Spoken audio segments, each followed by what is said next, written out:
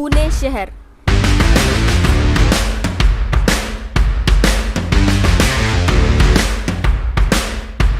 जिसे Oxford of the east कहते हैं, वहाँ आज ट्रैफिक ही ट्रैफिक दिखाई देती है।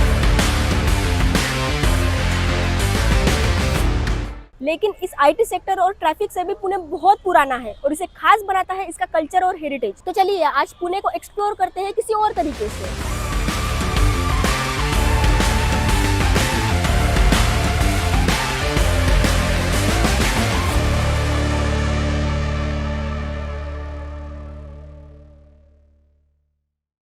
कॉमकॉम इंडेक्स के अनुसार पुणे बेंगलोर के बाद इंडिया का दूसरे सबसे बड़ा ट्रैफिक वाला शहर है और यही जानने के लिए आज मैं पुणे को एक्सप्लोर करूंगी। पुणे में ट्रैफिक के मेनली 2 या 3 रीजन है: अनरेगुलेटेड पार्किंग, इलीगल एनक्रोचमेंट और बढ़ता शहरीकरण। मैं एक ही सिग्नल पे 10 मिनट से खड़ी हूँ और यहाँ मुझे लंबी लंबी लाइंस दिखाई दे रही है। यहाँ जगह की इतनी समस्या है कि लोगों ने अपनी दुकानें फुटपाथ पर लगाई है और पार्किंग की जगह न होने के कारण लोगों ने जहाँ जगह मिले वही अपनी गाड़ियाँ खड़ी की है। यहाँ कुछ लोग रास्ते पर ही अपना काम कर रहे हैं और उनके बिल्कुल बाजू से गाड़ियाँ जा रही है। इतनी ट्रैफिक में भी कुछ लोग गाड़ी पर अपना फोन यूज कर रहे हैं और ये एक्सीडेंट होने का सबसे बड़ा कारण हो सकता है। और अभी हमें यहाँ से जल्दी निकलना होगा वरना हमें यहाँ और रुकना पड़ सकता है।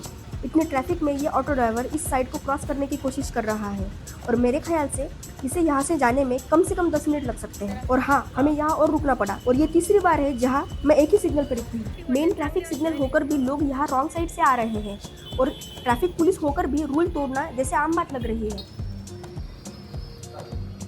एक टाइम था जब पुणे को रिटायरमेंट डेस्टिनेशन बोला जाता था, लेकिन 90s में इंडियन इकोनॉमी ओपन होने के बाद पुणे में इंजीनियरिंग कॉलेजेस रैपिडली बनने लगे। साथ ही स्किल्ड वर्कफोर्स की डिमांड भी तेजी से बढ़ने लगी। बेंगलोर के बाद कंपनीज को और एक शहर चाहिए था जो उसकी डिमांड पूरी कर सके और पुणे उसके लिए बेस्ट चॉइस थी because of its weather, educated youth और सबसे इम्पोर्टेंट, पुणे मुंबई के पास था। फिर सरकार ने यहाँ आईटी पार्क बनाया और टीसीएस, इन्फोसिस जैसे कंपनीज आने के बाद पुणे बना इंडिया का one of the biggest IT hub. लेकिन प्रॉब्लम भी वहीं से बढ़ने लगी। रोड और इंफ्रास्ट्रक्चर के मुकाबले सिटी की पॉपुलेशन और व्हीकल तेजी से बढ़ने लगे। पुणे में आज लास्ट माइल कनेक्टिविटी कम होने के कारण यहाँ लोग 2 व्हीलर ज्यादा प्रीफर करते हैं और इसी वजह से पुणे देश की तीसरी सबसे बड़ी 2 व्हीलर रजिस्टर्ड सिटी है और आज यहाँ 10 किलोमीटर के लिए औसतन 30 से 45 मिनट लगते हैं। रास्ते में मुझे एम्बुलेंस दिखी जो यहाँ बहुत देर से खड़ी है, जो यहाँ से निकलने की कोशिश कर रहे हैं। यहाँ हर जगह कंस्ट्रक्शन का काम चल रहा है, उस कारण आधे रास्ते मलबे से भरे हुए हैं। इस ट्रैफिक के साथ मुझे भेड़ बकरियों का इतना बड़ा झुंड दिखाई दिया और स्मार्ट सिटी पुणे में ये देखना बहुत अजीब बात है। इस चौराहे पर इतने लेबर काम के लिए खड़े हैं। अब कॉन्ट्रैक्टर इन्हें डेली बेसिस पर काम के लिए लेके जाएंगे जहां इनको 10-10 घंटे तक काम करना पड़ सकता है। एम्प्लॉयमेंट अपॉर्चुनिटीज होने के कारण पुणे में हर साल माइग्रेशन बढ़ते जा रहा है, जिसमें सबसे बड़ा शेयर कर्नाटक और उत्तर प्रदेश का है। लेकिन पुणे सिर्फ ट्रैफिक और कंजेशन से नहीं जूझ रहा, रिवर पॉल्यूशन भी अब यहाँ का सबसे बड़ा प्रॉब्लम बन चुका है। यह है मुठा रिवर, जिसे पुणे की लाइफलाइन कहा जाता है, जो अब पूरी काली बन चुकी है। इंडस्ट्रियल और डोमेस्टिक वेस्ट इस रिवर की हालत और ज्यादा खराब कर रहे हैं। प्लास्टिक फ्लो को रोकने के लिए यहाँ बैरिकेड्स लगाए गए, जिनकी हालत अब कुछ ऐसी है। यहाँ मुझे पेड़ों पर प्लास्टिक दिखाई दे रहा है और ये इस बात का सबूत है कि बाढ़ आने पर पानी यहाँ तक आता है और साथ ही ये नदी इतना प्लास्टिक साथ बह लाती है। 2016 में पुणे महानगर पालिका ने नदी को क्लीन करने के लिए 4000 करोड़ से ज्यादा का बजट पास किया था, पर इस नदी की हालत देखकर लग रहा है कि शायद ही यहाँ पर कुछ काम हुआ है। आज यहाँ पर पहली बारिश हुई है और पहली बारिश में ही नदी का हाल कुछ ऐसा है। पूरी नदी पर जैसे प्लास्टिक की चादर बिछी हुई है और ये वही नदी है जिसका पानी पूरा पुणे पीता है। पूरी नदी को एक्सप्लोर करने के बाद मुझे लगा रिवर क्लीनलीनेस के नाम पर कहीं हम सिर्फ रिवर ब्यूटिफिकेशन ही तो नहीं कर रहे, जैसे साबरमती रिवर फ्रंट प्रोजेक्ट में हुआ है। रिवर ब्यूटिफिकेशन भी जरूरी है, पर रिवर साफ करना उससे ज्यादा जरूरी है। मेरे सामने ही कुछ लोग नदी में कचरा डाल रहे हैं। रिवर को साफ रखना सिर्फ सरकार की जिम्मेदारी नहीं, हमारी सबकी जिम्मेदारी है और शायद हम जिसमें फेल हो रहे हैं।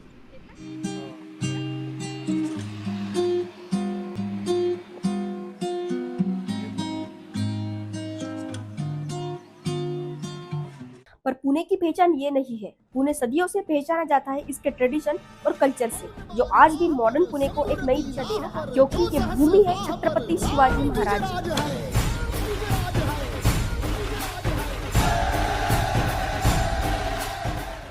स्वराज्य के संस्थापक, जिनका जन्म हुआ शिवनेरी पर और बचपन बीता लाल महल में। छत्रपति शिवाजी महाराज ने अपना पूरा जीवन स्वराज्य को एकजुट करने में लगाया। उसके बाद छत्रपति संभाजी राजे स्वराज्य के दूसरे छत्रपति बने और उसके कई साल बाद मराठा साम्राज्य की नींव आ जाती है पेशवाओं के हाथ में, जिसका जीता जागता उदाहरण है ये शनिवार वाड़ा, जो 1732 में श्रीमंत बाजीराव पेशवा द्वारा बनाया गया था। और ये वही समय था जब मराठाओं का ध्वज अटक से लेकर कटक तक लहराता था। लेकिन 1818 में अंग्रेजों से हारने के बाद यहाँ अचानक आग लगी, पर ये आग कैसे लगी ये अब भी एक राज है और आज यहाँ सिर्फ इसकी दीवारें बाकी है। पुणे की हर गली इतिहास बताती है, चाहे वो भिड़ेवाड़ा हो जो ज्योतिबा फुले द्वारा महिलाओं के लिए बनाया गया भारत का पहला स्कूल हो, या फुलेवाड़ा जहाँ ज्योतिबा फुले और सावित्री फुले रहते थे, या हो आगा खान पैलेस जहाँ 1942 में गांधी जी को ब्रिटिशर्स ने कैद कर रखा था। पुणे के हर गली से जाते वक्त मुझे ऐसा लग रहा है जैसे मैं इतिहास जी रही हूँ, पर इसके इतिहास से भी पुराना है इसका कल्चर। जब ये IT सेक्टर, ट्रैफिक कुछ भी नहीं था, तब था ये आळंदी, जहाँ 700 साल पहले भी लोग आते थे अपना माथा टेकने। ये जगह है संत ज्ञानेश्वर महाराज की, जो जड़े हैं वारकरी संप्रदाय की, और ये बसा है इंद्रायणी नदी। हर साल जून जुलाई के महीने में वारकरी पैदल आळंदी से पालकी लेकर पंढरपुर जाते हैं। ये दिन पूरे महाराष्ट्र के लिए एक महत्वपूर्ण दिवस होता है। इंद्रायणी नदी के घाट पर सारा दिन भक्तों की भीड़ होती है। यहाँ पवित्र स्नान करके श्रद्धालु मंदिर में प्रवेश करते हैं। घाट के आसपास की संकीर्ण गलियां, पारंपरिक बाजार सालों पुरानी वारकरी संप्रदाय की झलक प्रस्तुत करता है। इस शहर को देवाची आळंदी कहते हैं। यहाँ आपको हर कोने में सुंदर सुंदर मंदिर दिखाई देंगे। सिर्फ आळंदी नहीं, पुणे से ही शुरू हुआ था सार्वजनिक गणेश महोत्सव, और ये है श्रीमंत भाऊसाहेब रंगारी गणपति ट्रस्ट, जो पूरे भारत का पहला सार्वजनिक गणपति है। और आज गणपति फेस्टिवल सिर्फ महाराष्ट्र नहीं बल्कि पूरे इंडिया में अलग अलग नामों से मनाया जाता है। लेकिन पुणे अब बदल रहा है। पुणे की चमचमाती गलियां पुणे को नया रंग दे रही है। कल्चर, ट्रेडिशन और मॉडर्निटी का ये संगम पुणे अडॉप्ट कर रहा है। पुणे अब सिर्फ पेंशनर्स का शहर नहीं बल्कि सपने देखने वालों का, नई सोच रखने वालों का शहर बन चुका है। हाँ, इस बदलाव के साथ कई चुनौतियां भी आई है। बढ़ता ट्रैफिक, फैलता शहरीकरण और अपनी पहचान खोने का डर। पर हर शहर की खूबसूरती उसके इमारतों से नहीं, उसकी आत्मा से होती है। और पुणे की आत्मा आज भी वैसी ही है, और शायद यही पुणे का सबसे बड़ी ताकत है। ये डॉक्यूमेंट्री देखने के लिए आपका धन्यवाद। अगर ये डॉक्यूमेंट्री अच्छी लगी हो तो इसे लाइक करिए, चैनल को सब्सक्राइब करिए। मैं हूँ रवीना और आज मैं थी पुणे में।